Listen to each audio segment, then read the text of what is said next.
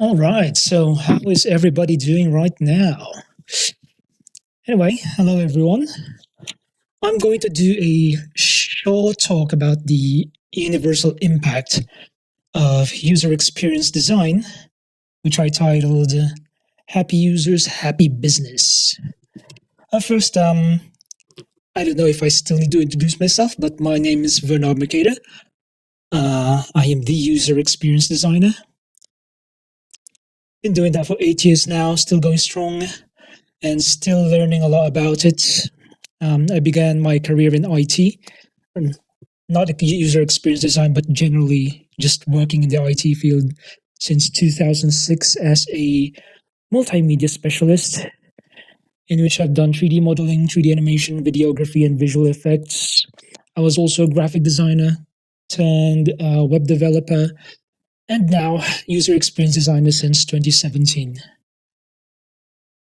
Yeah, so let's get on with it. Happy users, happy business. Okay, here's our agenda. We're starting off with the design through the ages, covering a little bit of history.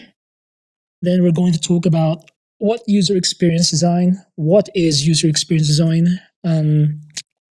followed by what user experience designers do. Then the relationship of UX and software development, and then we'll end right there with the closing remarks.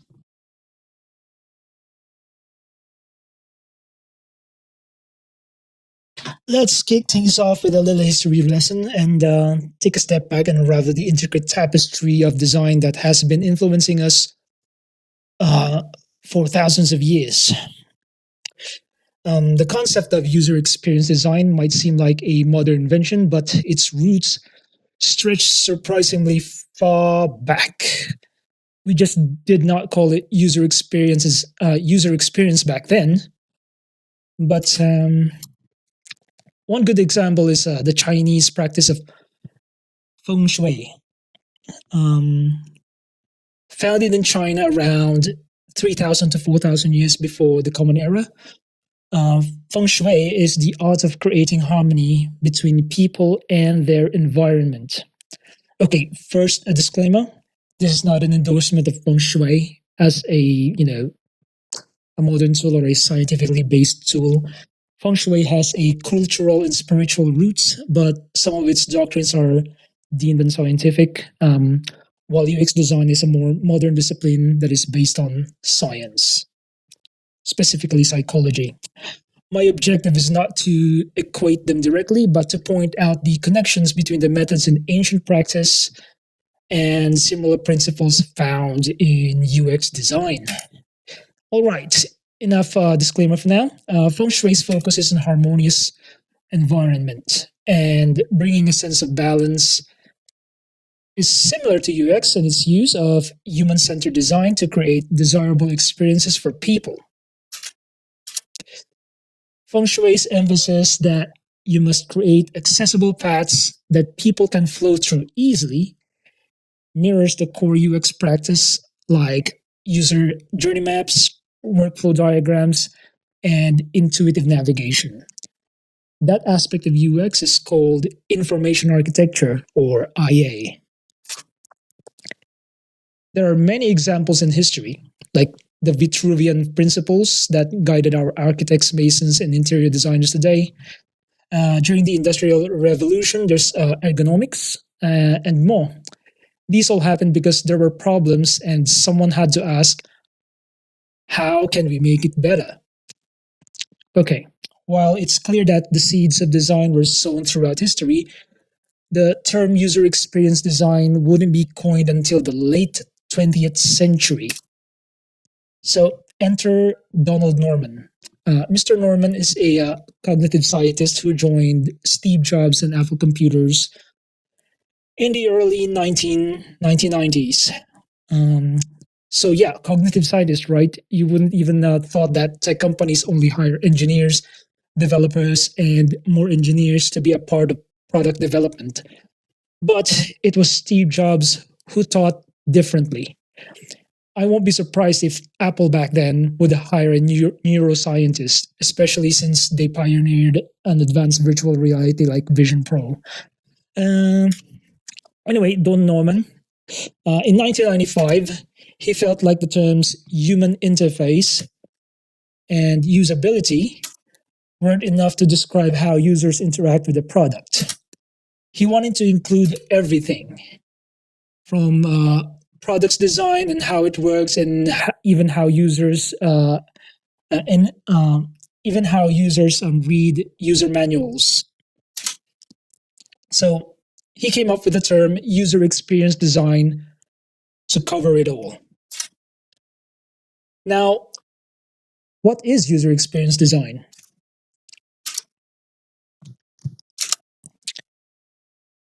Can anyone guess which one of these three accurately describes it?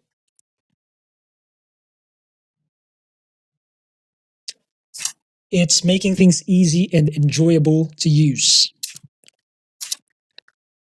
A UX designer must listen to you and empathize with you. When we assess the usability of a product, there are fundamental questions that we ask. Can people figure it out quickly? Was it difficult to use? And does it help them achieve what they need to do? If you answered yes to all of these questions, then that's good user experience design. So you get the idea. UX is about making things easy and enjoyable to use. But UX design isn't magic. There's a whole lot of process behind it. And on our next agenda, let's break down what UX designers actually do. And it's a science. We just don't pick up anything on a project and go to town. Like, it's a step-by-step methodology called the design thinking process. The design thinking process consists of 5 phases. There's empathize, define, ideate, prototype, and testing phase. The first phase, empathize, is simply putting yourself in the shoes of the user. It involves 2 processes. The first is user research. Research is where you conduct interviews or usability tests. Usability tests actually happens in 1 or 2 of the phases, probably the 4th one, sometimes in the first, mostly in the first. You do usability tests everywhere. So how do I formulate questions for interviews and surveys? Yes, we plan those too. However, when I do interviews, it's less of a rapid fire questioning and more of me acting as a shrink, and the user is my friend. The user is my kind of like my patient. Hence the meme that you saw earlier a while ago. The second process is persona building. Personas are based on research, especially surveys and interviews rather than usability tests. So personas are fictional or non-fictional characters that embody the user's demographics, goals, frustrations, and motivations. As you can see here, it's like a mini profile of individual users that would use the system, the different kinds of users. The next phase is define. What are we defining? After the empathy phase, we synthesize the research and personas into actionable insights, then translate them into problem statements, user journey maps, or value proposition maps that become the guiding force for our design solutions. These solutions help prevent you from trying to solve vague or overly broad issues.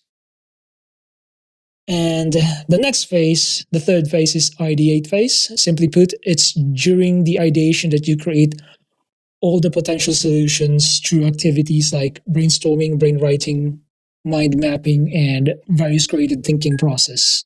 This phase produces your user stories, features which you will refine into a feasibility and importance matrix, or otherwise called the Eisenhower matrix, to arrive at a minimum viable product, or the MVP.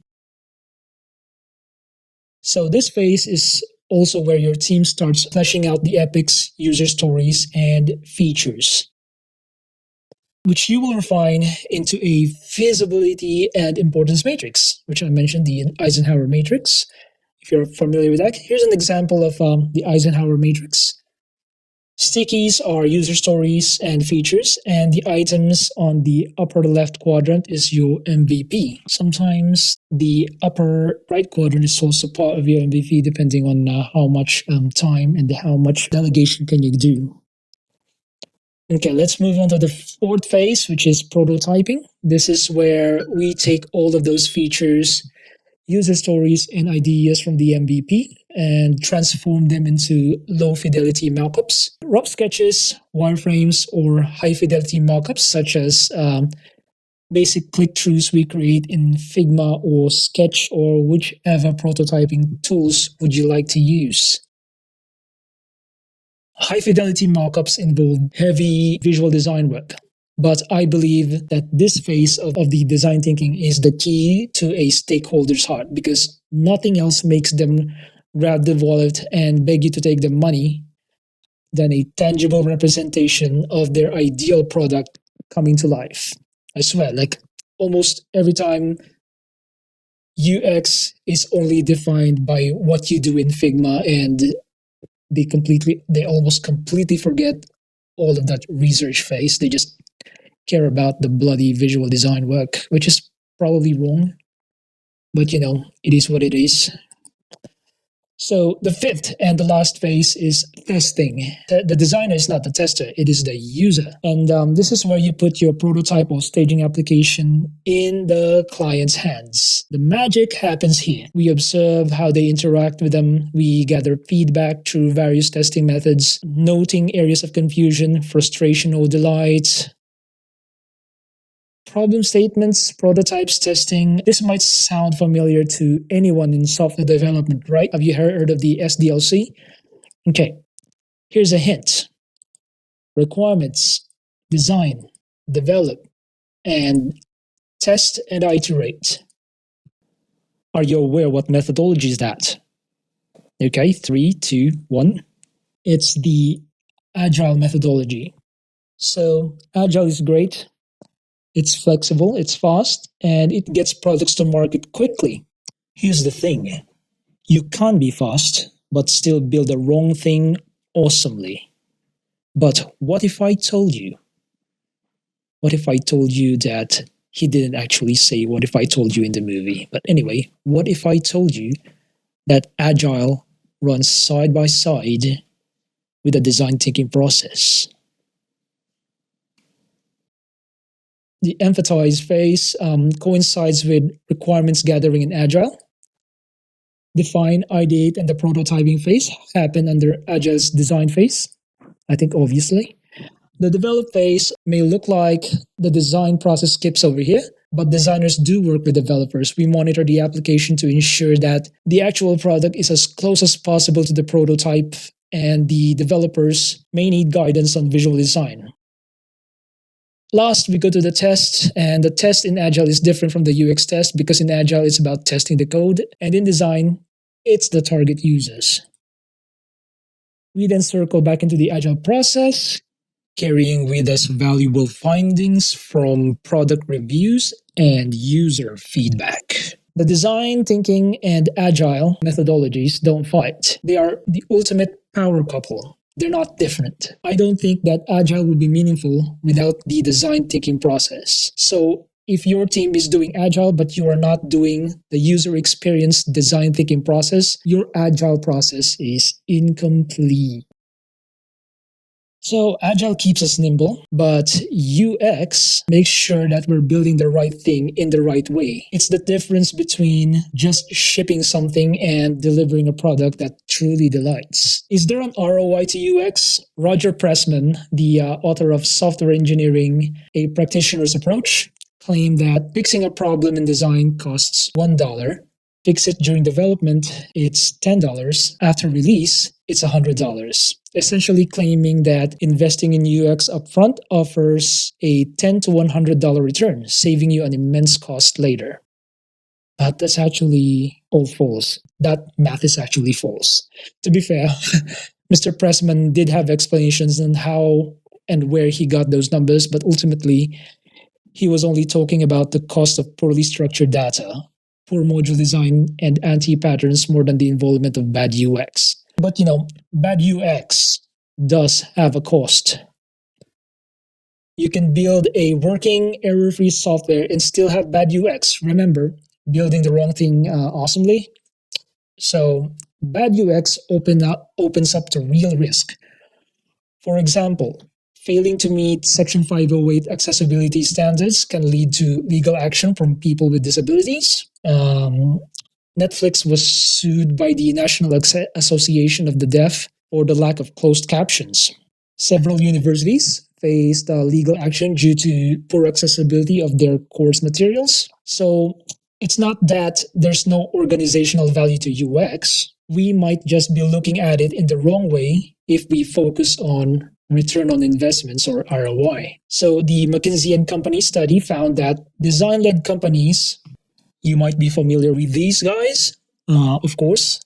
Apple is up there, being the first company to ever hire a UX designer in the form of a cognitive scientist. There is Airbnb, Spotify, Nintendo, Dyson, Sony, Samsung, Google. That's where I got my UX course. And Microsoft, just not to be one-upped by Apple, they're ramping up their UX as well. See, these design-led companies outperform other companies by a huge margin. 32% higher revenue growth and 56% higher shareholder returns over 5 years. Correlation and not causation? Well, possibly. According to the Forrester research, a well-designed user interface can boost your conversion rate up to 200%. Or an even better UX can increase conversions by a staggering 400%. That is a good source. I haven't found anything that refutes their claim. The point is, let's put our customers at the heart of everything we do by embracing a design-led approach. Prioritizing great user experiences isn't just the right thing to do. It is a smart strategy to drive customer happiness, loyalty, and ultimately increase value for our business. But before I wrap up, I want to leave with a few bonus fun facts for you to ponder on. Did you know that UX is deeply rooted in psychology? I mean, I already mentioned it. There you go, Pavlov's dog and Schrodinger's cat. I hope this all makes sense to you. Hint, hint, psychology. Anyway, I did mention being a shrink when interviewing users, and the obvious fact that Don Norman, the father of UX, is a cognitive scientist. And beyond the obvious use of color psychology, UX professionals leverage principles of perception, memory, attention, and even human biases. User experience has many different aspects. There's user research, information architecture, visual design, prototyping, etc., etc. But did you know that there's an aspect known as dark patterns that is not taught in any fundamental UX courses or any academic institutions? From the name itself, dark, they're shady. Dark patterns are deceptive design tactics that manipulate users into making decisions they might not have otherwise. They often exploit psychological biases, psychology, to push users towards actions that benefit the business but can feel manipulative to the users. You know these. Most people are very familiar with these. Like a button labeled, yes, I want to miss out on these exclusive deals. Like the bait and switch, those sneaky free trials that would later cost you if you don't cancel, those mini hints at the bottom that says only one left in stock, so you are going to be forced to buy that one left item on the stock. And the most vehement of them all, they show you a gameplay that's done so badly and tell you only smart people can beat this game. Yeah, that's the one I hate the most. Most of these practices are borderline unethical, but unfortunately, they are not illegal. Well, except in Europe. The European Union just declared them all illegal. In the United States, no, because we do love illegal things here in the United States, unfortunately, right? They thrive in those loopholes and legal gray areas, but I still strongly advise against this tactic. Dark patterns prioritize short-term business gains over people's trust and satisfaction. One of the goals of UX is to get you things you need faster. Some often wonder if UX needs to choose between ease and security. But did you know that you don't have to sacrifice security for usability? So when I was taking a class on foundations of UX, there was this infographic posted by another student saying that two-factor authentication is additional steps and annoying to users. But I revoked that. I disagree with that. Do you think that taking an additional 10 to 15 seconds to sign in with 2FA is more annoying than your account getting compromised, risking your identity stolen, your financial life ruined, or getting fired for neglect? That's a takeaway. Security is also users' happiness. And the last bonus content is the misconceptions about UX. I love these. There are three. The first misconception is UX is definitely not just about making things look pretty. I've read the comments, I've heard people ask, is it kind of like graphic design? Yeah, sure, I'm still an expert graphic designer, but thinking that user experience is just making things look pretty is moronic. UX is not the paint job. It is the engine, it is the logic, it is the architecture. It's about making it work. If you think I'm just sitting here picking colors, you've lost the plot. It's not only for tech products with a screen. Remember Don Norman, the Apple cognitive scientist and the first UX designer? In his book, The Design of Everyday Things, design is not just about user interfaces and software. It is the blueprint of how we live. It is in the door handle that intuitively tells you to pull without a sign. Except, of course, if the door needs to be pushed, then you need a sign there. But everything you touch is a result of a decision. When design is proper, it is invisible. When it's bad, it's an obstacle. If you are fighting with a microwave interface, that is not your fault. That is a failure of design. And finally, my pet peeve, UX is the same as UI. To be honest, that's what I thought when I wasn't a UX designer yet. Then again, I'm also very good at UI development and very good at making things look pretty as well. So that's probably contributing to the misconception about myself. Anyway, so whether you're a developer or an entrepreneur, an HR person, a customer service rep, or an IT support specialist, remember this: great user experience are essential for customer satisfaction and loyalty. If a product or service isn't easy and enjoyable to use, customers won't come back. And that to me is what makes UX design an incredibly exciting and worthwhile field to be part of.